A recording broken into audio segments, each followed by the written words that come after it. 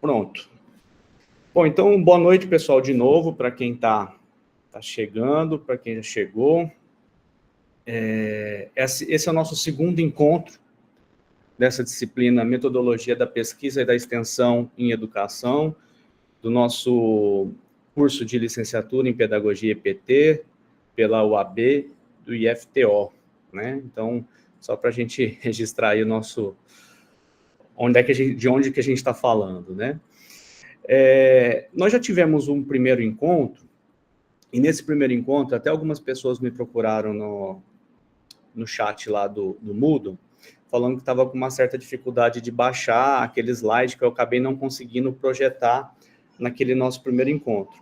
Mas aí não se preocupem, porque esse slide está constando aqui neste compilado que eu fiz, né? Era só um slide naquela primeira aula, e aí ele está constando aqui e vai ficar também aí como material para vocês. Depois eu vou disponibilizar esse material tanto no PowerPoint e também como PDF, que talvez fique mais fácil para vocês baixarem, né, e depois fazer uma lembrança. Mas lembrando que o material didático, né, o material de leitura, o material de estudo que vocês têm, é aquele que está lá no Moodle, né? Então, é aquele livro lá, que algumas pessoas até, inclusive, falaram que era um material um pouco extenso, mas tem que ser extenso mesmo, é lá que vocês vão encontrar toda essa gama de informações sobre a questão da pesquisa e a questão da extensão. O que a gente vai tentar fazer aqui é apenas um compilado, e aí, como eu disse para vocês, é o momento da gente fazer muito mais uma conversa a respeito, né, desses temas que a gente... Porque são vários temas que a gente está trabalhando.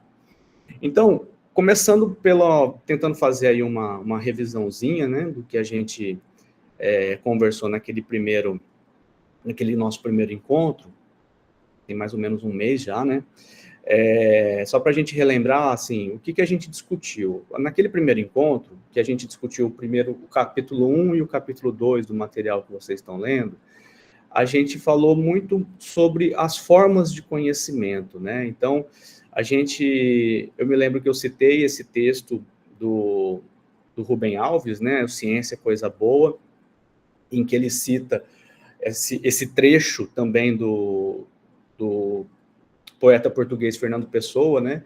Em que ele fala que pensar é estar doente dos olhos. E aí a gente fez uma reflexão em torno do fato de que a gente pensa, né, que a gente se interessa, a gente quer entender, a gente quer explicar, né, consequentemente, muitas vezes aquilo que nos incomoda na nossa realidade, né, seja na realidade, né, local, a realidade global, a realidade individual, enfim, são várias camadas da realidade que estão em torno da gente, né? Então, geralmente, na história da humanidade, a gente pensou e criou teorias muito em função de preocupações e de incômodos que a gente sente, né? Então, até falei aqui, né, que a primeira grande preocupação do ser humano sempre foi a de fazer esse domínio da natureza, e aqui a gente colocou bem, entre aspas, ainda mais agora no momento em que a gente está precisando, né, discutir e reavaliar a nossa relação com a natureza, essa palavra domínio aqui, talvez ela não caiba mais, né? Mas, de certa forma, a gente sempre precisou se relacionar com a natureza, e essa relação com a natureza, com fins à nossa sobrevivência, gerou o processo civilizatório, né? Gerou aquilo que a gente conhece principalmente em termos materiais, que é produção humana, né? Não só materiais, mas, assim, muito do que é material também. E aí, a segunda preocupação, que tem a ver com essa discussão aí que eu coloquei com vocês, do Rubem Alves e tal, tem a ver com a questão de explicar a nossa relação com a natureza e a nossa relação com a realidade também, né, social, né, e por aí vai. E esses processos, principalmente esse segundo processo de explicar, né, ele é responsável pela produção do conhecimento. E aí, ao longo da história, em diferentes sociedades, a gente vai encontrar, né, diferentes formas de conhecimento. Então, eu coloquei alguns aqui, né, que são bastante importantes para a gente entender. Os mitos, né, até citei aqui como que os mitos funcionam, por exemplo, numa cosmologia de uma sociedade indígena, que é a explicação, né, daquele povo para aquela sua realidade. O senso comum não deixa de ser um modo de conhecer o mundo, né, por vezes superficial, é verdade, né, mas é uma forma de conhecer o mundo, o senso comum, né, e daí a gente tem esses conhecimentos como formas de ler o mundo, né, então, e aí a gente vai descendo ou subindo, dependendo do referencial, né, a gente vai afunilando um pouquinho essa questão do conhecimento até a gente chegar no conhecimento mais elaborado ou mais sistematizado, né? Até um perigo eu dizer que o conhecimento científico, por exemplo, é mais elaborado do que um mito indígena. Não é mais elaborado. Na verdade, acho que o mito indígena é bem mais sofisticado, inclusive, né? Mas vamos classificar o conhecimento científico como mais sistematizado, que é isso que vai ser importante para a gente, né?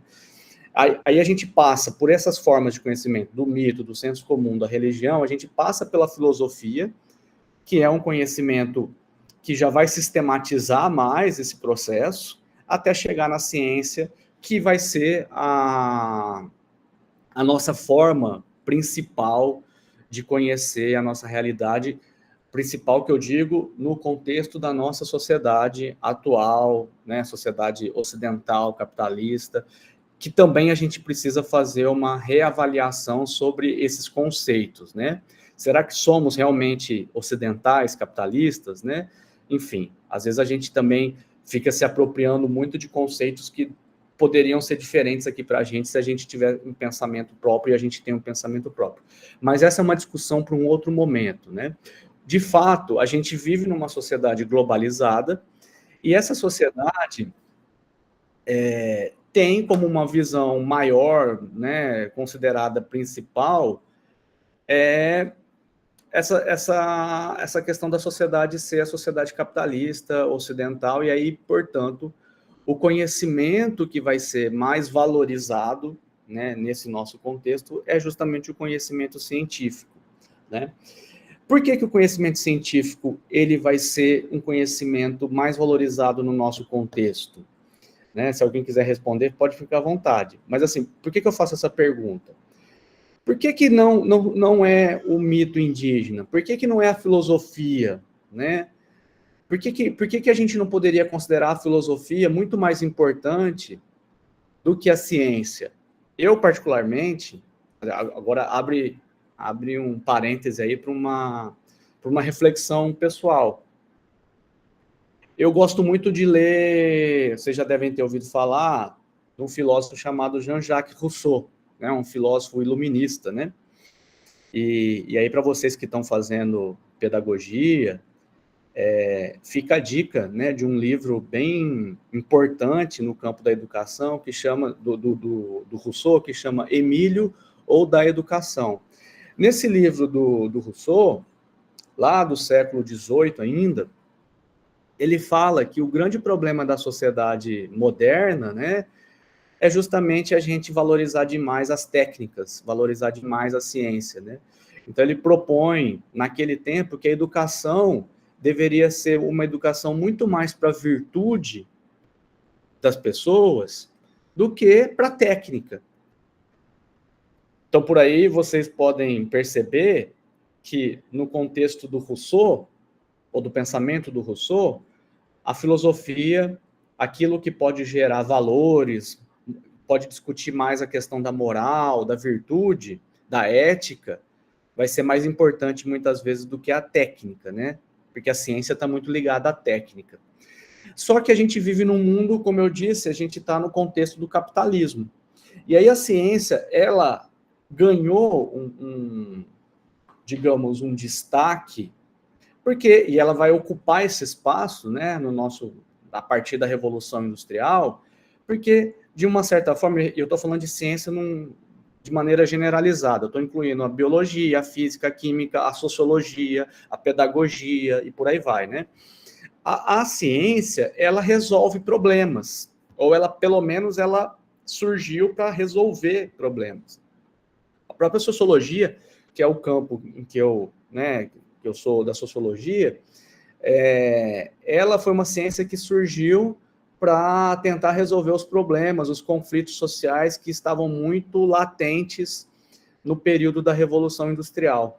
Assistam o filme Tempos Modernos, se é que vocês não assistiram ainda, né, do Charlie Chaplin, que é de 1936, e vocês vão ver lá um pouquinho desse contexto que a sociologia surge para tentar resolver, né, conflitos. Nada muito diferente do que a gente vive hoje, né? A gente ainda tem conflitos, a gente tem desigualdade, a gente tem problemas sociais gerados pelo capitalismo, e supostamente a ciência ela estaria aí para resolver. Em alguns casos ela resolve. A gente teve recentemente um período de pandemia, acho que isso está muito presente na memória de todos nós, né? Em que se discutiu muito, por exemplo, a questão da vacina, a questão de como a ciência ela pode resolver um problema dessa magnitude, né? Então, assim, por isso a ciência ela vai ser tão importante no nosso contexto, porque para bem ou para mal, ela acaba auxiliando no processo de resolução de problemas. Agora, o tipo de problema que ela resolve é uma outra questão, que é como eu estou falando. A gente poderia reavaliar também a nossa sociedade como um todo, a sociedade capitalista, e entender que alguns problemas que a ciência resolve, ela, na verdade, ela está criando outros. Mas essa é uma discussão para a gente fazer num outro momento, talvez numa outra disciplina, né, de sociologia da educação. A gente já teve a oportunidade de trabalhar junto com essa disciplina, né? Mas aí, num outro momento, a gente poderia discutir melhor essas questões. Tá entendido, pessoal? Assim, essa discussão que eu fiz com vocês naquela primeira aula, e aí a gente está fazendo essa revisão, é uma discussão muito... Vou me permitir aqui usar uma palavra difícil, mas é uma palavra importante para vocês irem se acostumando com ela, né? É uma discussão muito epistemológica. O que é isso? É uma discussão muito em torno da função do conhecimento, para que o conhecimento serve, o que é o conhecimento, enfim. Então, a primeira aula nossa foi essa discussão mais epistemológica, né? De fundamentação do conhecimento. Agora a gente vai partir para uma situação mais prática, porque a gente já entendeu que a ciência, no nosso contexto, ela vai adquirir essa importância, e é sempre bom lembrar que essa importância ela é relativa ao contexto, né? Se a gente for para uma sociedade indígena, eu gosto muito dos exemplos das sociedades indígenas, porque a gente tem muito que aprender com essas sociedades, e eu tenho experiência de ter trabalhado com algumas, né? E eu sou do campo da sociologia e da antropologia, então por isso que eu uso muito esses exemplos, né?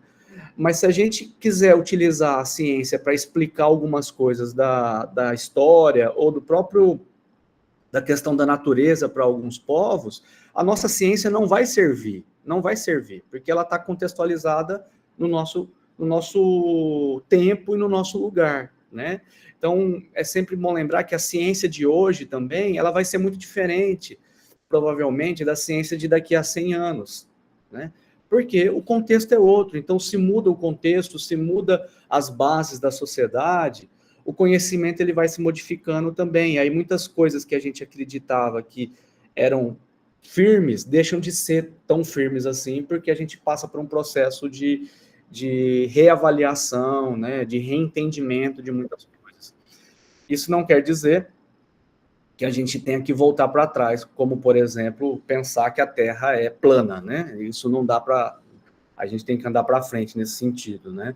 Não é porque eu estou falando isso que o conhecimento ele é modificável, que a gente pode pegar coisas que a gente já superou 500 anos atrás e retomar e falar assim, não, peraí, né? O conhecimento ele também não é descartável dessa maneira. O conhecimento ele avança, né? Às vezes não avança para o lado certo, mas avança. Vamos considerar assim. Alguma questão, pessoal? Algum comentário, alguma dúvida? Enfim, alguma coisa incomodando até aqui? Se tiver, pode falar.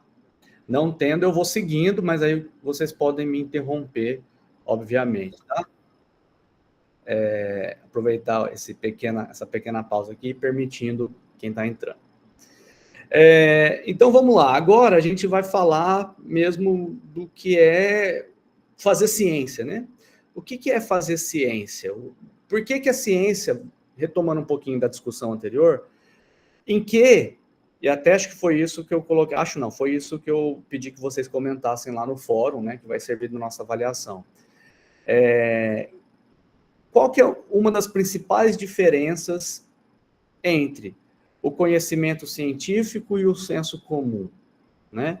Se você respondeu lá no fórum, é a questão do método, né? É a questão a ciência é um conhecimento sistematizado, a ciência é um conhecimento, é um tipo de conhecimento mais organizado, porque tem uma questão de comprovação daquilo que está dizendo. Se você respondeu mais ou menos nessa linha, você está certo, né?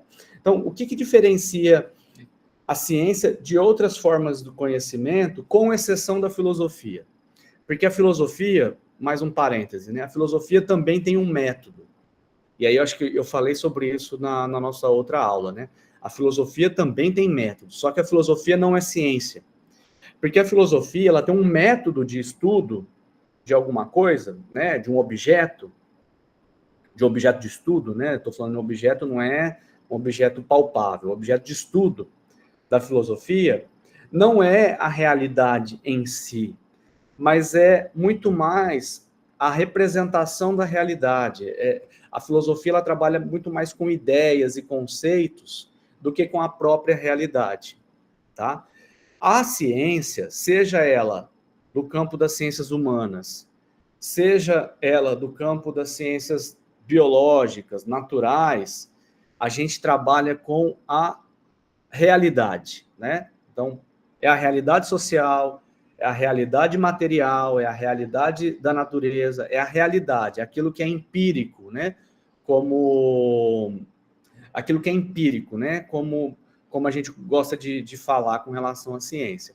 Então, o que diferencia a ciência e a filosofia, nesse caso, né, das outras formas de conhecimento, é que a ciência e a filosofia têm um método, são conhecimentos sistemáticos, organizados, né, através de método. E aí o que vai diferenciar a filosofia da ciência é que a filosofia vai trabalhar com a representação da realidade, enquanto que a ciência vai trabalhar com a realidade em si. Então, quando o filósofo está falando da sociedade, ele está falando de uma ideia que se constrói sobre a sociedade.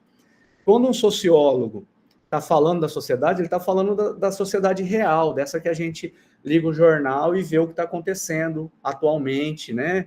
E que tem um encadeamento de coisas que leva a situações. Então, a gente está falando da realidade. Tá. O que é esse método? Como é que, ou melhor, pergunta melhor que seria feita seria o seguinte: como que, e isso pode até ser uma pergunta de prova, tá, gente? Como que o conhecimento científico é organizado? Como é que ele vai ser sistematizado? O que é essa sistematização do conhecimento científico? A gente vai conseguir essa organização do conhecimento justamente através do método científico. Então, o método nada mais é, falando de uma forma bem mais simplificada, do que um passo a passo para a gente chegar a algumas conclusões em relação à realidade. Esse passo a passo, que é um conjunto de técnicas, tá? Então, não confundam técnica e método, né? Ou técnica, método e metodologia, né? A técnica são coisas separadas. Você vai utilizar alguma técnica, por exemplo, a técnica da entrevista. Quando você utiliza a técnica da entrevista, você está usando uma técnica. Mas quando essa entrevista faz parte de um método de trabalho seu, ele está dentro do método científico. E a metodologia é todo esse conjunto, como é que você vai conseguir explicar como é que você chegou a determinadas conclusões em relação a, enfim, como você fez para chegar àquelas conclusões. Então, nós temos aqui um método científico, o método científico, que, lógico que, pessoal, a gente está falando de uma maneira muito generalizada, né? Aliás, de uma maneira muito genérica, né? A gente está falando do método científico. Mas por aqui a gente tem uma base. Por que eu estou falando que é de uma maneira genérica? Porque a pesquisa feita no campo da pedagogia, ela não é igual à pesquisa feita no campo da sociologia. Assim como a pesquisa feita no campo da sociologia vai ser muito diferente da pesquisa feita no campo da biologia. Mas esse passo a passo vai ter que ter em todos os tipos de pesquisa, seja da pesquisa da biologia, da sociologia ou da pedagogia. E aqui a gente tem uma certa noção de como a gente fazer esse passo a passo. Então, normalmente, o método científico, ele parte da observação da realidade. Então, primeiro a gente tem que saber o que a gente quer estudar, né? Então, vamos supor, eu sou sociólogo, eu quero estudar a desigualdade social no Tocantins. Então, assim, o que é a primeira coisa que eu vou fazer? Eu vou ter um olhar mais atento para essas situações. O que significa esse olhar, essa observação? E tentando recortar na realidade, né? Você tentando recortar aquilo que tem mais a ver com aquilo que você quer entender, né? Então, essa observação já é uma técnica, né? Já é uma técnica que vai auxiliar muito nesse processo de organização do conhecimento.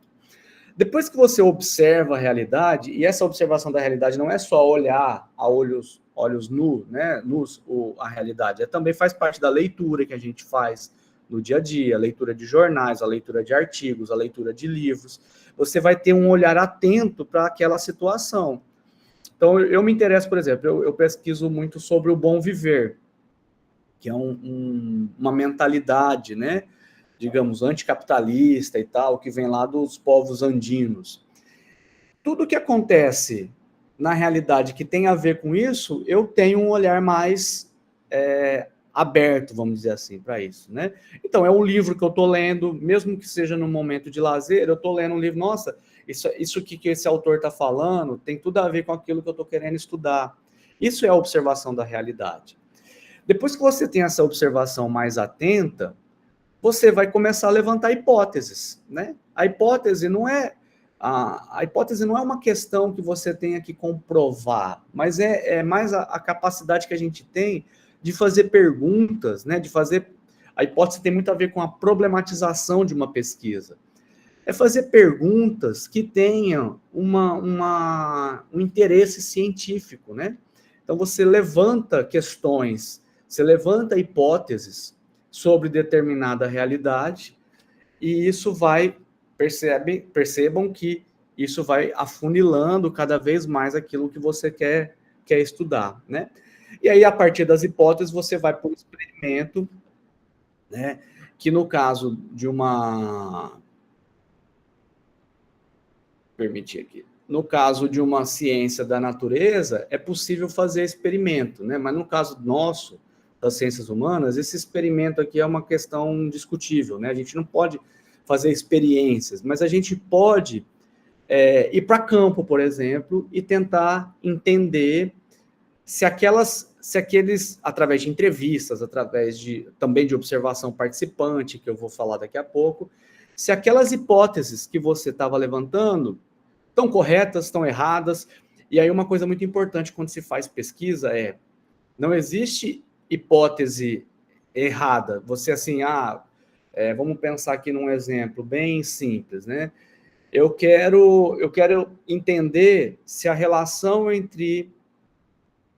Vou falar uma coisa óbvia, né? Que a questão racial, se a questão da desigualdade social tem alguma relação com a pobreza, né? A desigualdade social tem alguma relação com a desigualdade racial no Brasil, vamos pensar assim. dois temas importantes. Eu quero entender se existe essa relação. A minha hipótese, vou falar uma coisa aqui bem absurda, tá? A minha hipótese é que não tenha relação nenhuma uma coisa com a outra. Então, eu levanto essa hipótese. Só que quando eu vou para a realidade e entender essa realidade, eu vou perceber que as duas coisas na história do Brasil têm total relação, né? Então, assim, a questão racial e a questão da desigualdade social, elas estão muito ligadas desde que o Brasil é Brasil, né?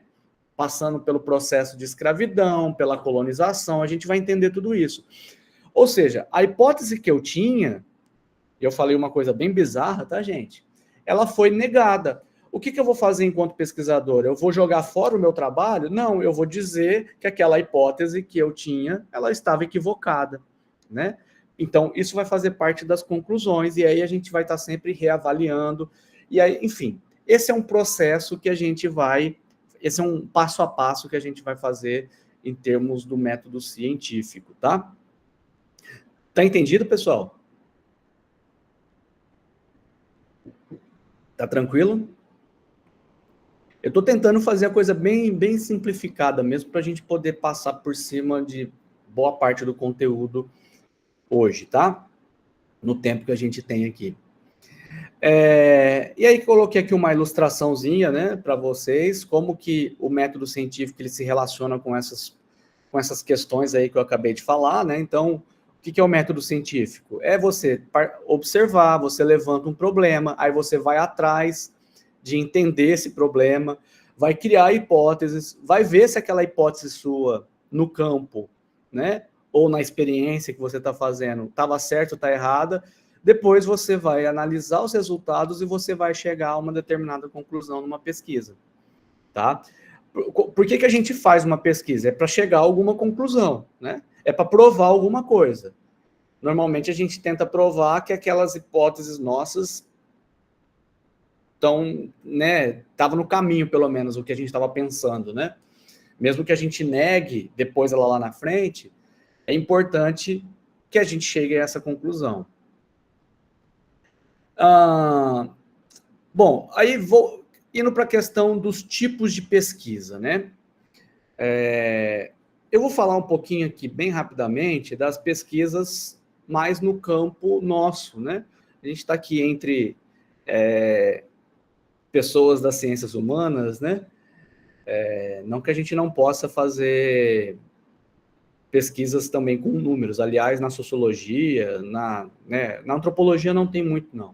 Mas na sociologia, principalmente, se relaciona muito a questão dos números, né? Então, assim, estatísticas, né? Tudo isso faz parte da nossa forma de trabalhar para poder entender a realidade social.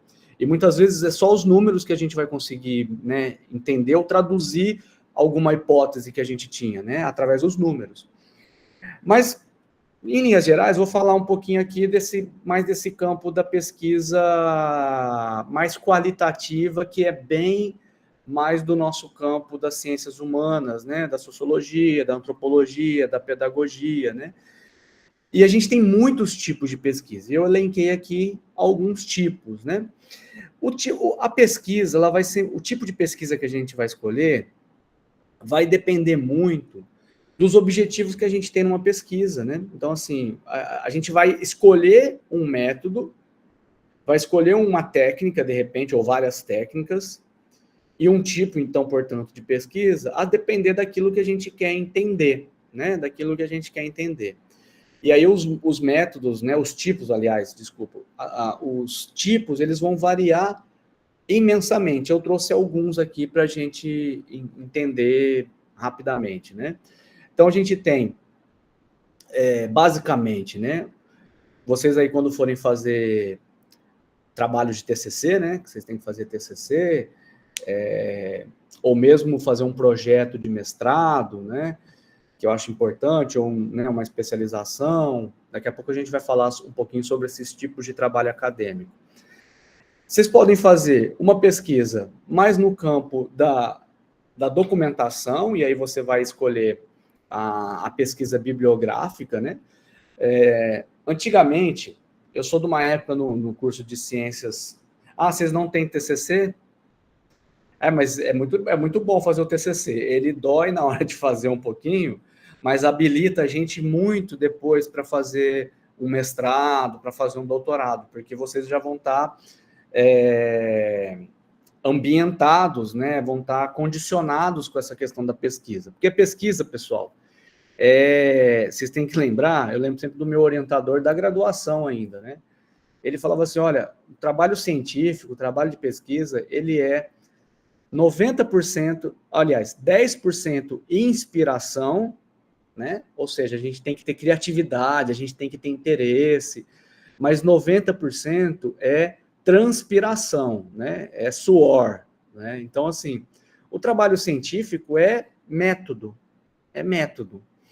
Então, é possível a gente estudar qualquer coisa, na verdade, se a gente seguir com rigor o método, né? Antigamente, é o que eu ia dizendo, né? Na minha época da graduação, eu fiz trabalho de campo, né? Eu trabalhei com o povo chavante, estudei o povo chavante, eu tinha feito iniciação científica e tal, então eu fiz um trabalho de campo, eu fiz pesquisa de campo. Hoje em dia, as graduações, elas estão pedindo mais, pode ser que tenha algum trabalho de campo, mas normalmente, como é um trabalho mais curto, né, no tempo, eu quero dizer, para o aluno se formar, normalmente é a pesquisa mais bibliográfica, né?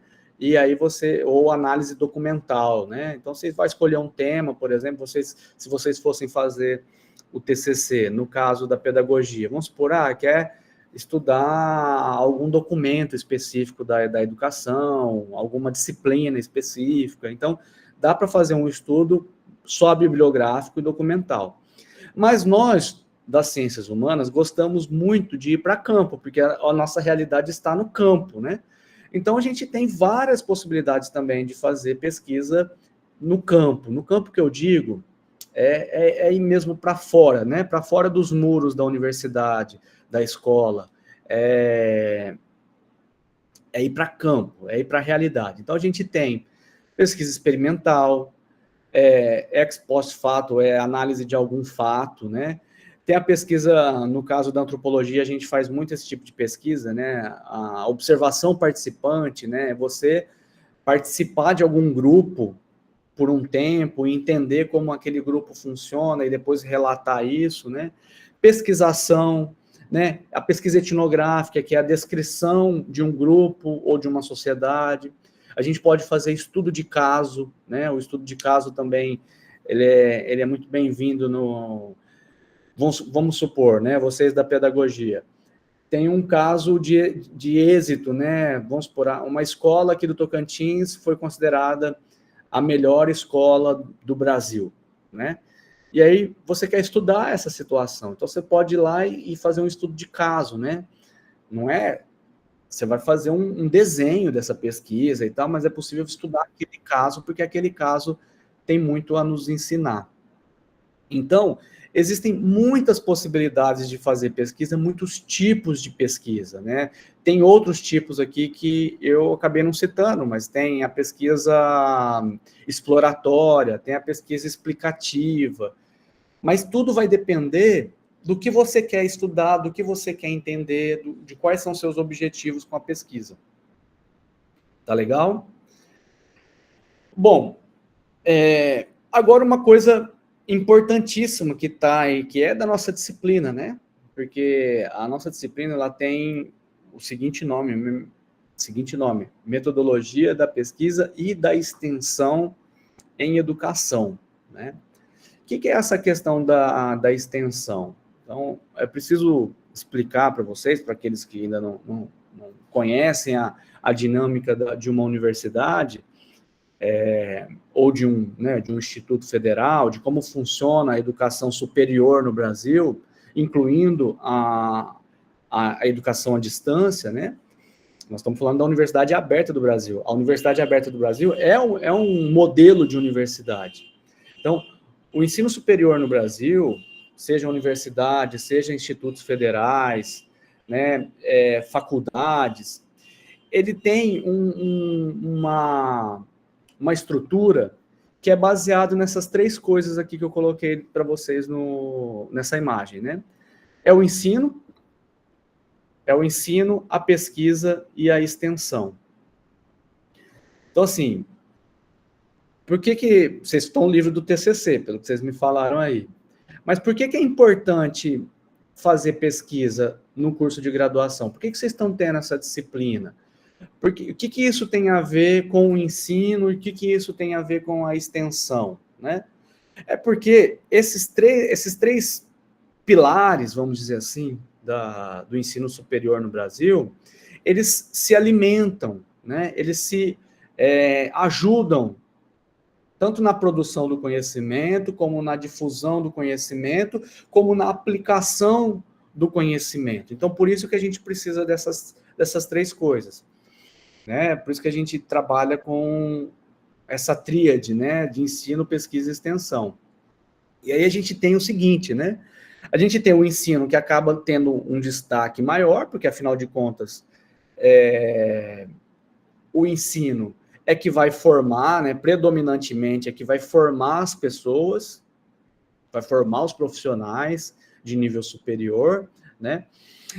Eu estou falando aqui do nível superior, mas, assim, eu fiz até, eu não sei, eu acho, vai abrir de novo agora um edital do PIBID, né? Não sei se vocês conhecem o PIBID, é possível até que tenha alguma coisa para a educação à distância nos próximos tempos aí, né? Mas eu trabalhei um tempo com o PIBID. O que é o PIBID? É um programa de iniciação à docência, né? Então, da mesma forma que tem o PIBIC, eu vi que alguém aí publicou alguma coisa na GIS, deve ser alguma atividade de pesquisa, né, de PIBIC, algum projeto de PIBIC.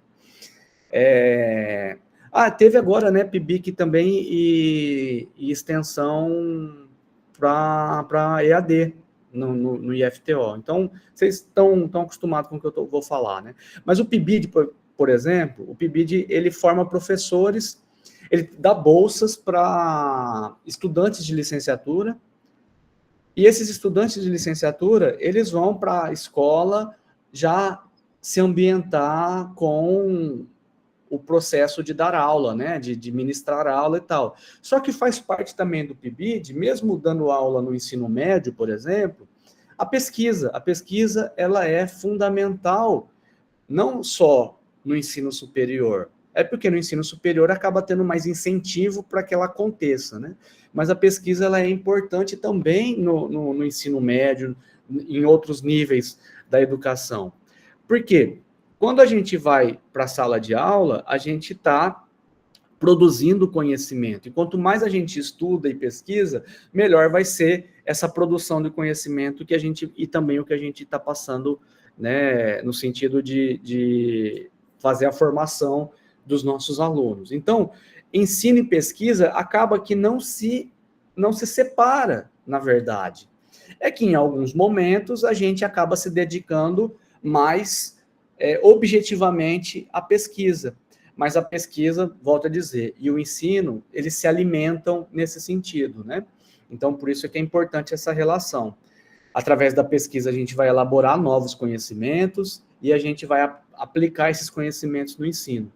E a extensão, onde é que entra nisso? A extensão é, sobretudo, para ter uma ligação, né, do que a gente está fazendo dentro da universidade, dentro dos institutos federais, com a comunidade. A extensão, ela tem que ter uma relação, o próprio nome já diz, né? É uma extensão da universidade, é uma extensão do Instituto Federal. Então, aquilo que a gente produz em termos de pesquisa, em termos de ensino, também tem que estar disponível para a comunidade, né? Então, assim, se vocês observarem aí os campi, eu não sei onde é que vocês estão, tem vários polos aqui, né? Mas os campi do IFTO, por exemplo, todos têm projetos de extensão que, de alguma forma, atendem a comunidade, né? No sentido de levar projetos de sustentabilidade, de cultura, de arte, de conhecimento de tecnologia, de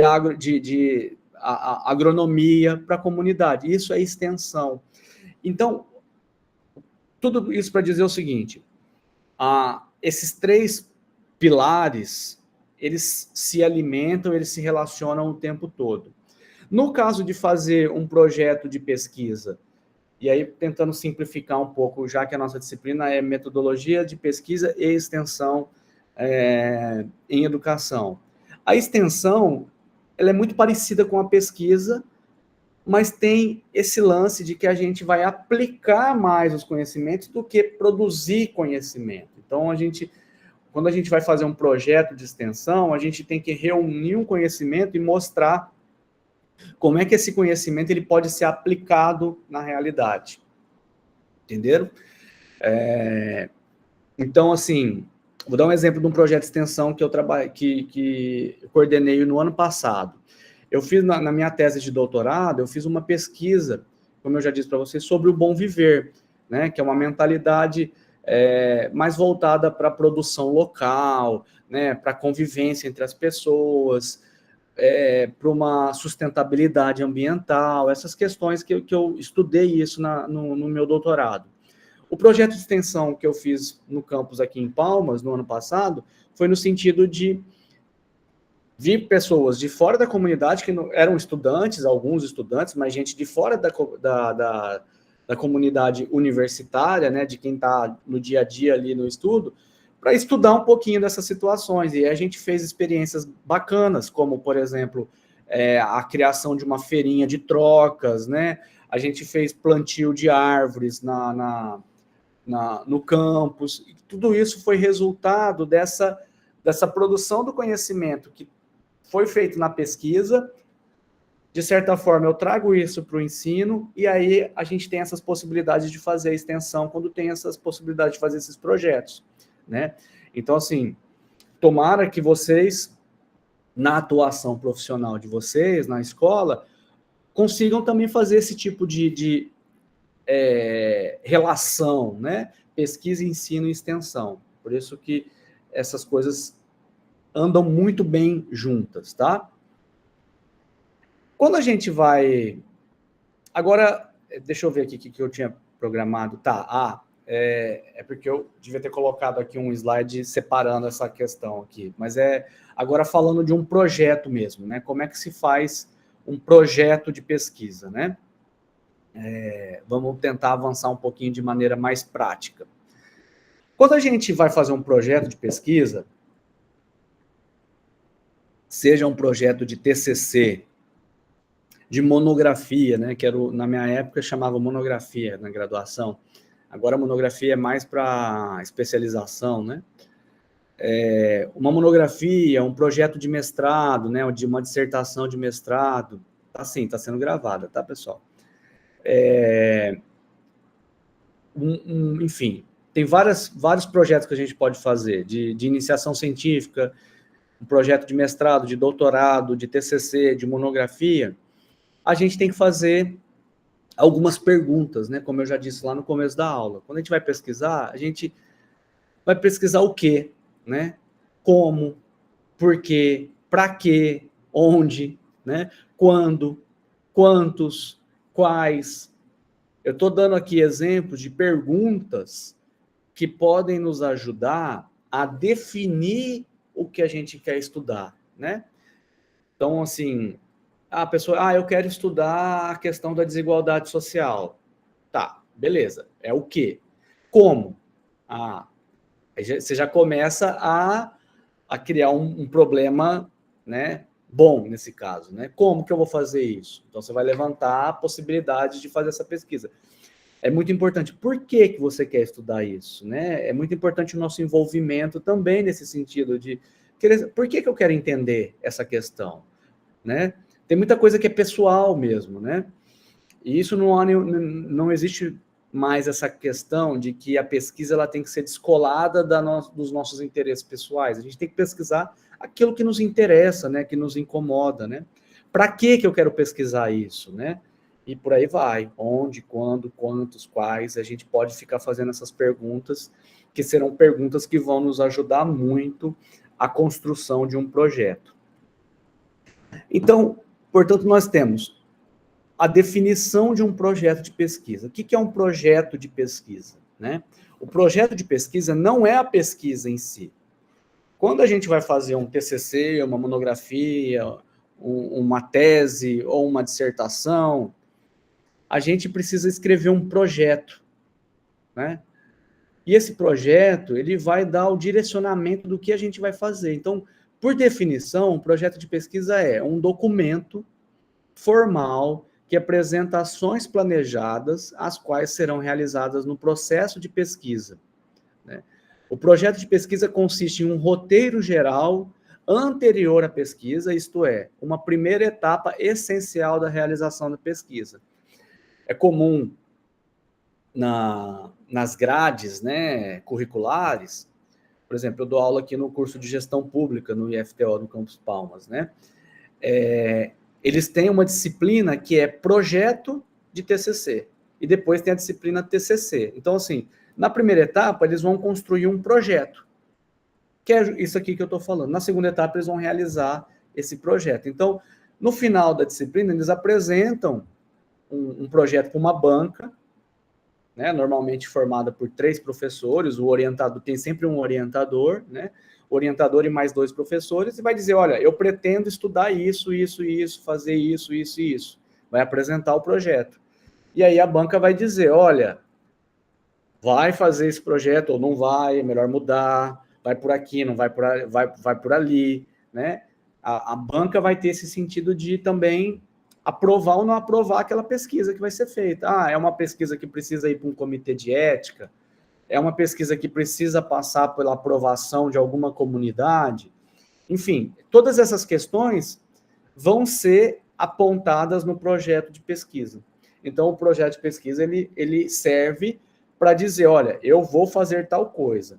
E depois, aí, é aquele passo a passo que a gente vai fazer na pesquisa, tá? Normalmente, né, aí também depende muito dos programas, né, de pós-graduação ou de graduação, que vai definir modelos de projetos, né? Mas o que é essencial num projeto de pesquisa, né? O que é essencial? Você vai ter que ter um tema e problema, então, assim, eu quero pesquisar, vou usar o mesmo exemplo, a desigualdade social, beleza, mas qual que é o problema que você quer estudar, né? Ah, eu quero entender por que a desigualdade social, ela é tão profunda no Brasil, no contexto tal, que relação tem com tal coisa, papapá. Você está criando um problema para ser estudado, né? Não é um problema no sentido de problema que a gente tem na vida, né? Se bem que problema também na vida é para a gente resolver, né? Mas nesse caso aqui, a gente não precisa perder a serenidade para resolver esse problema, que é o problema da pesquisa. A gente tem que ter uma hipótese, como eu já expliquei para vocês. A gente tem que ter objetivos, né? Normalmente um projeto de pesquisa tem um objetivo geral e 2 ou 3 ou 4, depende também do teor da pesquisa, né? 2 ou 3 ou 4 objetivos específicos, né? Também é importante, porque você precisa saber o que você quer estudar e como você quer estudar.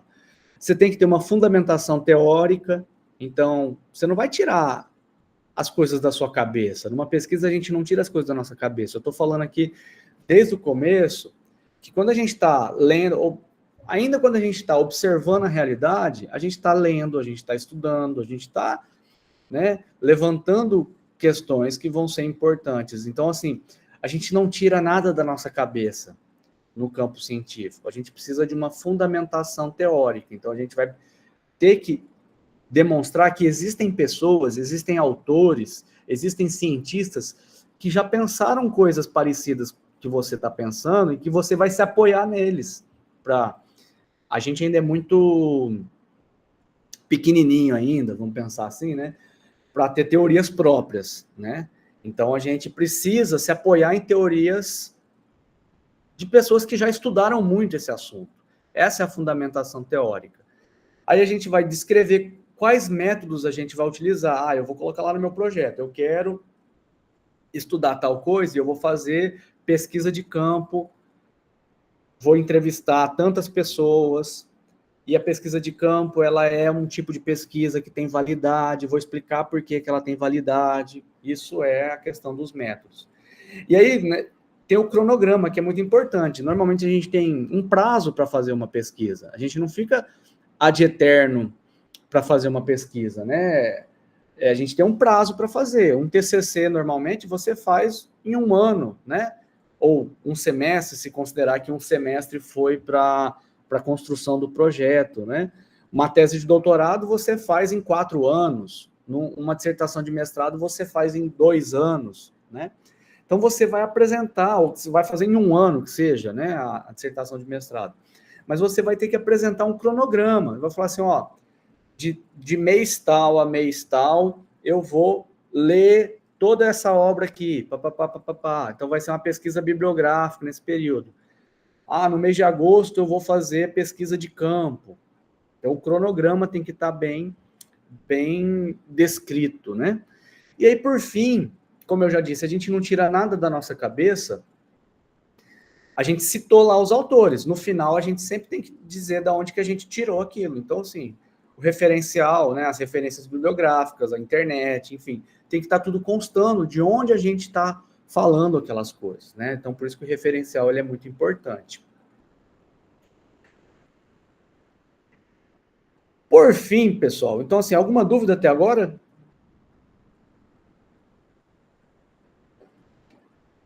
Nós já estamos caminhando para 8:06. Até este momento aqui é o momento em que eu pretendia falar para vocês, porque está constando lá no material, que é aquele capítulo 3 e 4, que inclusive é sobre isso que eu vou amanhã postar uma atividade para vocês fazerem. Ainda estou vendo se vai ser um outro fórum ou um questionário, alguma coisa nesse sentido, para a gente avaliar um pouquinho esse conteúdo, tá? Então, a participação de vocês vai ser importante porque vai valer aquela pontuação lá. Nós temos 40% dessa pontuação, 40% da pontuação é para essas atividades online, que a gente já fez uma, então 20% já foi, mais 20% agora. E aí depois a gente vai fazer essa prova presencial. A prova presencial será objetiva, sim, tá? Mas não vai ser um bicho de 7 cabeças, não. Vai ser algo nesse sentido aqui, de entender o que é um projeto, o que é metodologia, o que é método. Então, é bem nessa vibe aqui que a gente tá trabalhando. Então, até aqui é o conteúdo do capítulo 3 e 4. O capítulo 5, que a gente deixou para...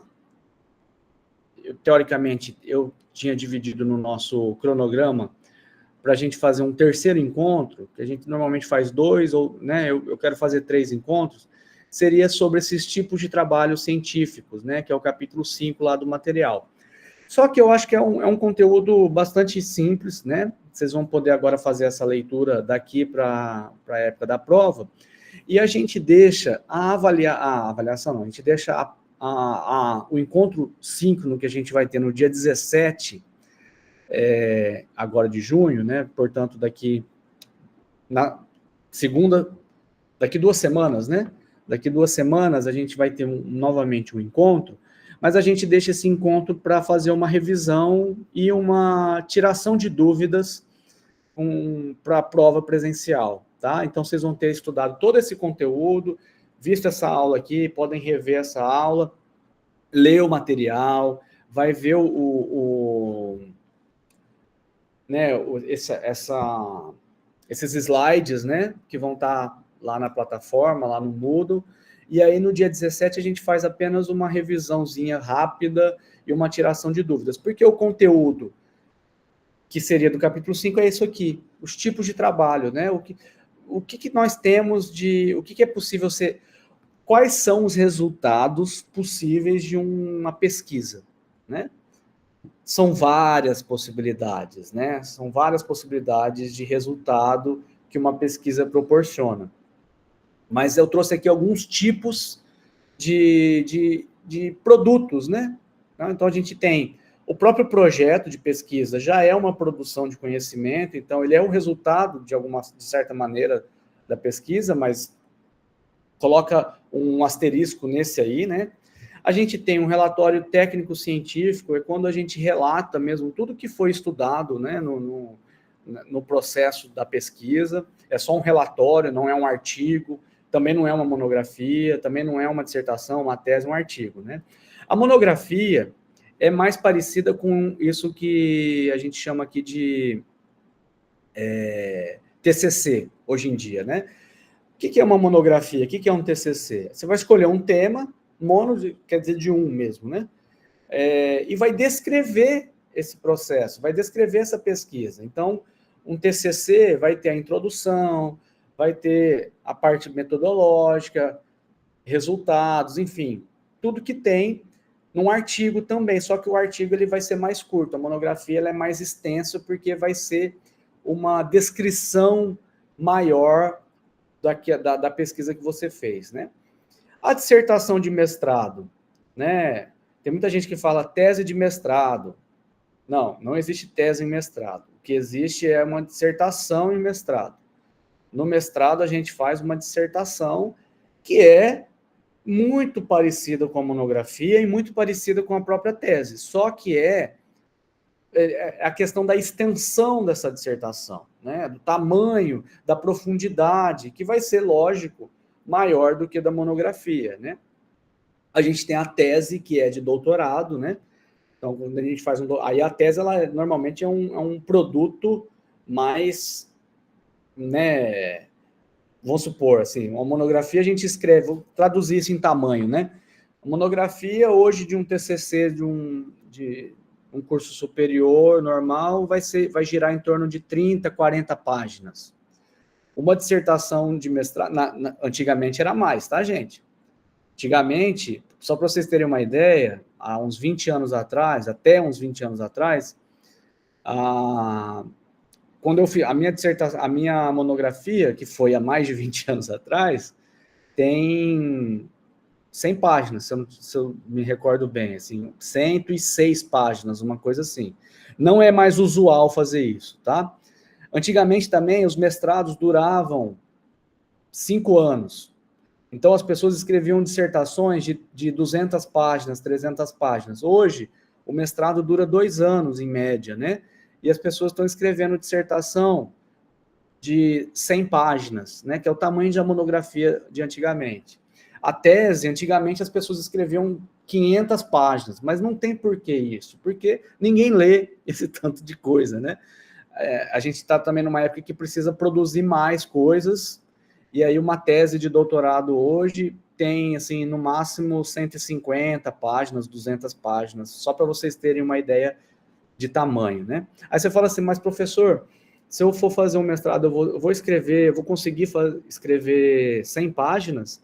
Vai, porque aquilo que eu falei para vocês, a pesquisa, ela é uma coisa feita, é trabalho quase braçal, né? Tem uma parte que é de criatividade, de inspiração, mas é sentar todos os dias, durante aquele período que você está fazendo pesquisa, e estudar, organizar e escrever. Então, você consegue escrever 100 páginas, 200 páginas, 500 páginas, se for o caso. Tá? Só para vocês terem uma ideia. Eram muitas laudas, muitas. E aí a gente tem outros tipos também, né? Alguém falou aí que vai apresentar ou apresentou na GICE, né? A GICE é a nossa jornada de ciência, né? E extensão também, né? Jornada científica e de extensão também do IFTO. Normalmente a gente faz apresentações em congressos, né? Ou em revistas, a gente publica em revista artigo científico. O que é um artigo científico? É normalmente uma forma de você apresentar de maneira mais curta, né? Um artigo depende da área, né? Obviamente, mas tem artigos de 5 páginas e tem artigos de 30 páginas.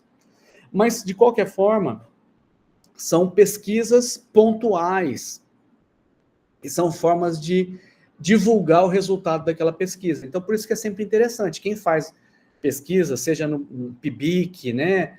Ou porque fez a pesquisa, o TCC, pode publicar isso, é uma forma de divulgar. O conhecimento ele tem que ser divulgado, ele tem que ser publicado, né? Então, o artigo ele serve para isso.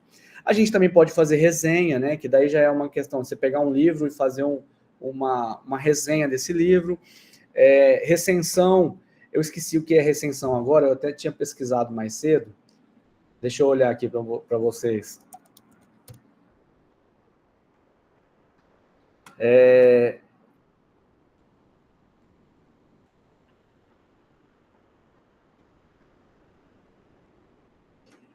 o que aparece aqui para mim é o que eu tinha visto mais cedo, que é justamente você rever algum trabalho, né? Reestudar alguma coisa. Então, é nesse sentido também que é possível ter como resultado isso. Então, existem outros tipos de trabalho científico, né? Tem relatos, a gente pode fazer relato de experiência, né? Que também, às vezes você fez uma pesquisa, você publicou um artigo, mas você também pode publicar como foi o trabalho de pesquisa. Então, são vários os resultados que a gente pode produzir, né, em termos né, de pesquisa e de extensão, tá, gente?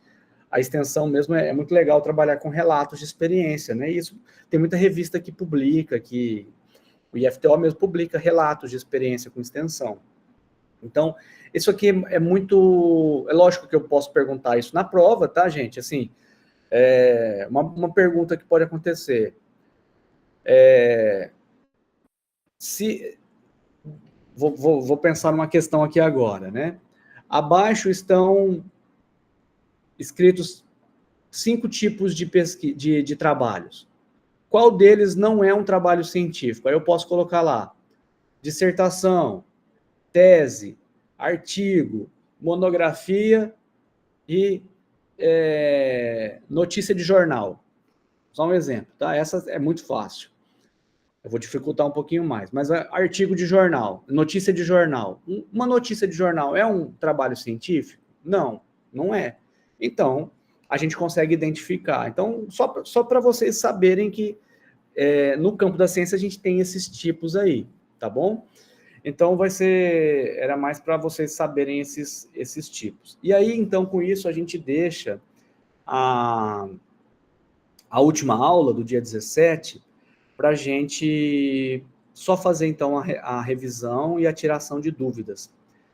Pode ser? O pessoal está dando o joinha. Pessoal, algum comentário, alguma pergunta, alguma dúvida, né, alguma insatisfação, podem falar. Eu vou, obviamente, colocar a aula lá, mas seria interessante que, se vocês tiverem alguma coisa para falar, que vocês possam falar agora, tá? Se não tiver, eu vou interromper a gravação para a gente encerrar e aí a gente dá os finalmente depois, tá bom? Eu vou interromper a gravação aqui.